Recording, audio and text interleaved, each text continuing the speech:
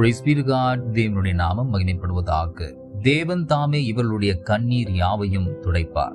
ஆம், கண்ணீரையும் கண்ணீர் யாவையும். உலக மக்களால் ஒரு மனிதனுடைய கண்ணீரை துடைக்க முடியும். ஆனால் ஒரு சிலர் மாத்திரமே அந்த கண்ணீரின் காரணங்களுக்கு தீர்வு காண முடியும். அப்படி செய்வார். இருப்பினும் எல்லா காரணங்களையும் அவர்களால் தீர்க்க முடியாது. அதற்கேற்ற பொறுமையும் இராது. ஆனால் இங்கே நமக்கு ஒரு தேவன் இருக்கிறார். நம் கண்ணீரையும் அதன் காரணங்கள் யாவற்றையும் அவர் சீர்படுத்துகிறார். நம் வீட்டின் உபகரணங்களை பழுது பார்க்க வருகின்றவர்கள் பழுது பார்த்த பின் இனி கவலைப்பட தேவையில்லை என்று கூறுகிறார்கள் என்றால் அதற்கு காரணமாய் இருந்த ஏதோ ஒன்றை அவர்கள் சீர்படுத்தி இருக்கிறார்கள் என்பதே அர்த்தமாகும்.